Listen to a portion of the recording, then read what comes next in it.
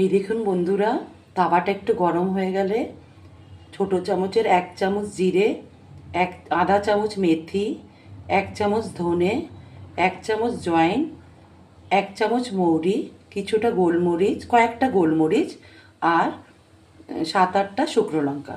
লঙ্কাটা আপনারা নিজের হিসাবে দেবেন, যে যেরকম ঝাল খান, কেউ কম খেলে 4-5টা, বেশি খেলে 6-7টা। এইটাকে একটু গরম হয়ে গেলে একটু রোস্ট করতে হবে।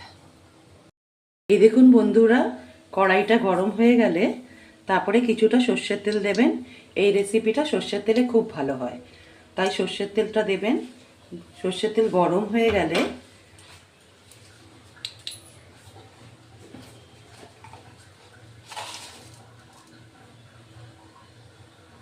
এর মধ্যে 1 চামচ, ছোট চামচের 1 চামচ জিরে,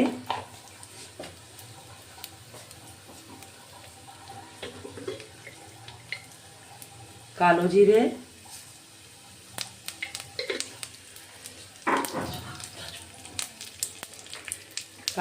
দিয়ে একটু নাড়াচাড়া করবে।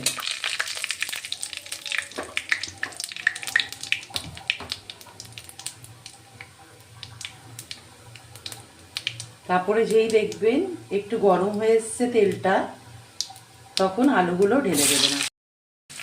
আলুটা প্রায় ভাজা হয়ে যাচ্ছে, আর একটু হবে, আর একটু লালচে লালচে করে ভাজলে ভালো লাগে। যত আপনারা আলুটাকে ভেজে নেবেন, মশলার সাথে আলুটা মিশতে সুবিধা হবে, তাই আলুটা একটু লালচে লালচে করে ভেজে নেবেন। বন্ধুরা, 2টো কাঁচা লঙ্কা কুচি করে দেবেন, একটু কালা নমক দেবেন আন্দাজ মতন, আর একটু আমচুর পাউডার দেবেন, কেন আচারি আলু তো একটু টক টক হবে। তারপরে এটা মশলার সাথে কষতে দেবেন মিডিয়াম কি লো ফ্লেমে।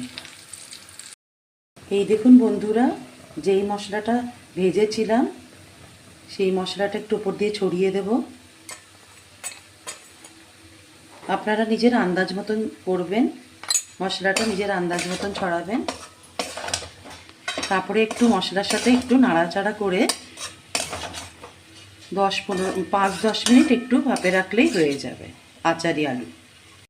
হয়ে যাবে আলুটা, তখন ওর মধ্যে ওপর দিয়ে একটু ধনেপাতা ছড়িয়ে দেবেন। ধনেপাতা ছড়ালে বন্ধুরা দেখতে খুব ভালো লাগে, আর ধনেপাতা দিলে তরকারির স্বাদও বাড়ে। তারপরে ধনেপাতাটা ছড়িয়ে দেওয়ার পরে একটু নাড়াচাড়া করবেন, আর বাস আমাদের আচারি আলু তৈরি, রেডি টু ইট।